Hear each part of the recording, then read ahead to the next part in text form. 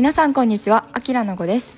ヨーロッパグランプリファイナルはプロ含む選ばれし16名の囲碁強豪が1年の集大成をもって頂点を目指す最終戦。今シーズン欧州最強に輝いたバレリ選手にインタビューをさせていただくことができました。それではどうぞ。Congratulations on your victory. Yeah, thanks. Thank you. The first question, which match was most challenging for you? So I can not single one out. Probably two matches were the most challenging. That was definitely the final match with Ali Jabarin. The game was pretty close, and I don't think I was substantially losing at some point, but it was still very close, and the tension was up until the very end. And also the second was another challenging match was with Benjamin Granguanaisia, because I lost that match, but it was also it was a lot of fight, and I think I managed to create some chances, but I couldn't use them, so in the end I lost that match. So those two were the most challenging, definitely. What is your next goal?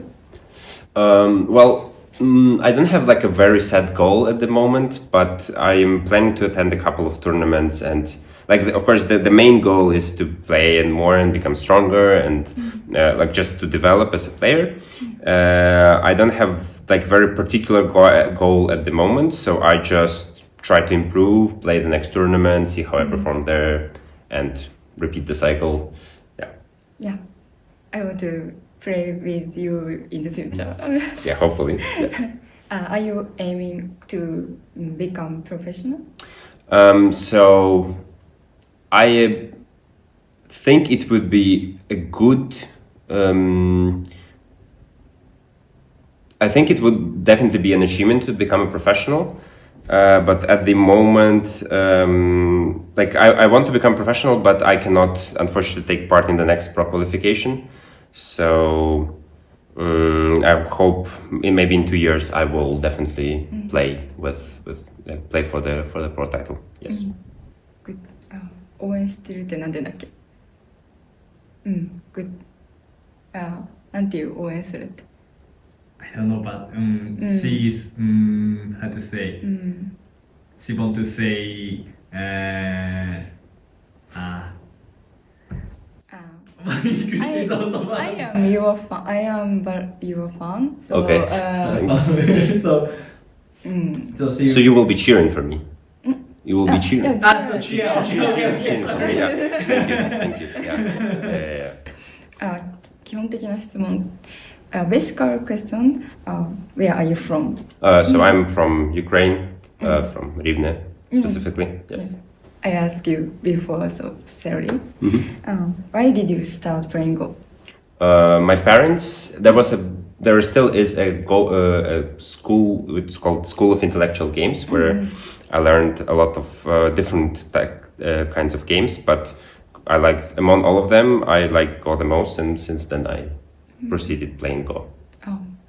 Please tell me the appeal of Go. Interesting. I think the most appealing thing in Go for me is the competitive element. When that you are playing like a person and you try to constantly outsmart this person, beat it in a fight, or try to. Each person has its weaknesses and strengths.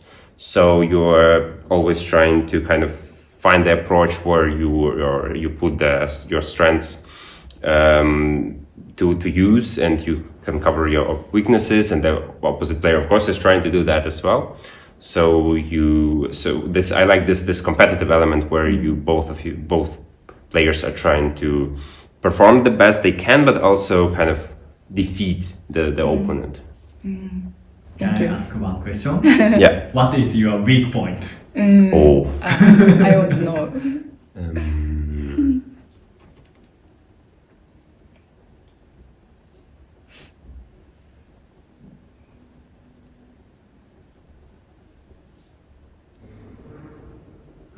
That's a good question.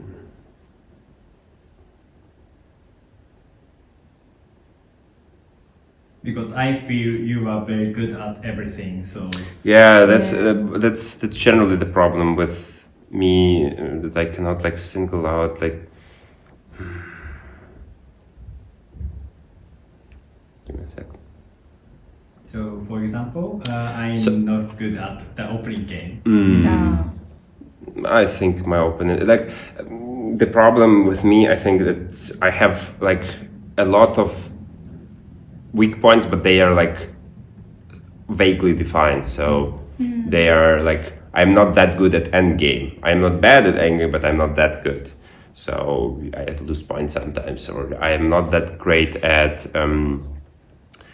Sometimes I just misread a couple of things. Although, like I like to fight. I fight okay, but also like I have a lot of skills that are like on a decent level that allows me to compete. But I cannot say that I am like top, or, like I'm the best player in Europe at endgame or fighting or shape building or probably in stuff like that. So I think they have a lot of minor flaws that when they accumulate, I lose games. Yeah. I think that's how it works for me. What is the strongest strong point of you? Strong points. Fighting? I think I'm pretty good at reading, although I misread sometimes, but I think I'm pretty decent at this. I think I'm pretty good at building proper shapes. I think that's what helps me a lot. And I think that since recently I am also better at decision making. Yeah, I think those are my strong points at the moment. Yeah, please tell us about your playing style. Well, my play style is basically all of the mentioned, but I think it's hard to tell because at the moment I guess I'm undergoing a style transition. Previously, I loved to play from I call it playing from weakness, where I have a lot of groups. So of course some of them, but like I have some points, but a lot of groups. So most of the game I just take care of the groups. I survive. I go for an exchanges. I sacrifice if necessary. So this kind of play where I am on the defensive side. But recently I started to play more offensive, especially I think in the last game in the final.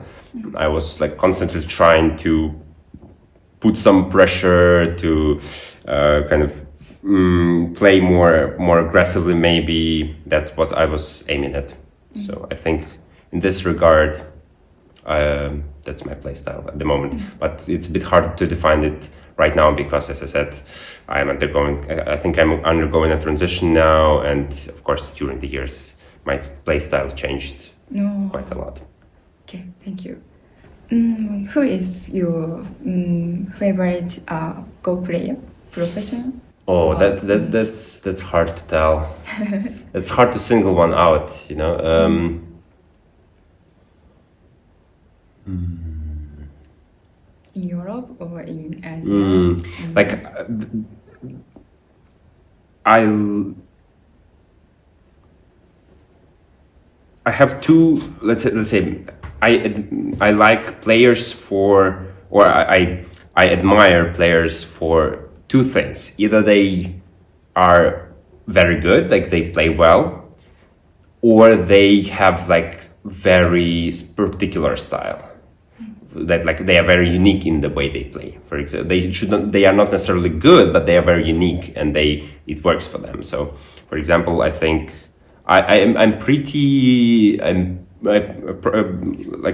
there is player from Ukraine. His name is Valerii. He's also quite strong. He's a young player from Ukraine as well, and he plays in a very chaotic way.